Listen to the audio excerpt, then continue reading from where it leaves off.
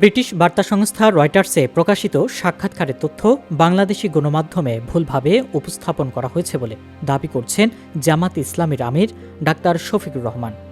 তিনি বলছেন, ভারতের সঙ্গে জামাত আমিরের গোপন বৈঠক, এভাবে বাংলাদেশি বিভিন্ন গণমাধ্যমে যে সংবাদ প্রকাশিত হয়েছে তা মূলতই ভুল। তিনি দাবি করেন, ভারতীয় ওই কূটনীতিকই তাকে বৈঠকটি গোপন রাখতে বলেছিলেন, এর জন্য এটি গোপন রাখা হয়েছিল।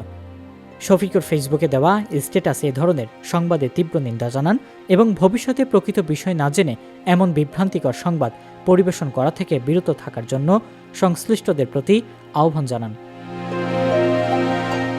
তিনি ফেসবুক স্ট্যাটাসে লেখেন, আন্তর্জাতিক মিডিয়া রয়টার্সকে গতকাল দেওয়া এক সাক্ষাৎকারে রয়টার্সের একজন সাংবাদিক জিজ্ঞেস করেন, ভারত যেহেতু আপনাদের প্রতিবেশী দেশ, তাদের সঙ্গে আপনাদের কোনো যোগাযোগ আছে কিনা বা কোনো কথাবার্তা বা বৈঠক হয় কিনা। তখন বলেছি, গত বছরের মাঝামাঝি সময়ে অসুস্থ হওয়ার পর চিকিৎসা শেষে যখন বাসায় ফিরি, তখন দেশ বিদেশের অনেকেই আমার সঙ্গে সাক্ষাৎ করতে আসেন।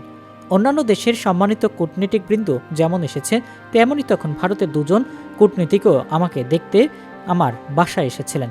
অন্যদের মতো তাদের সঙ্গেও আমার কথা হয়েছে। আমরা তাদের সঙ্গে আলাপ আলোচনার সময় বলেছিলাম, যত কূটনীতিক এখানে এসেছেন তাদের সকলের বিষয়ে আমরা পাবলিসিটি দিয়েছি, আপনাদের এই সাক্ষাৎও আমরা পাবলিসিটিতে দিতে চাই।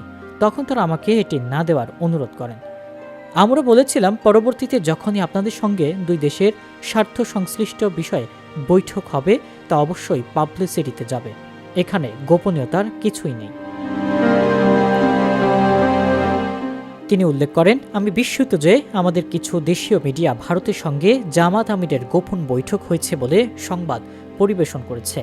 আমি এ ধরনের সংবাদে তীব্র নিন্দা জানাই এবং ভবিষ্যতে প্রকৃত বিষয় না জেনে এমন বিভ্রান্তিকর সংবাদ পরিবেশন করা থেকে বিরত থাকার জন্য সংশ্লিষ্টদের প্রতি আহ্বান জানান।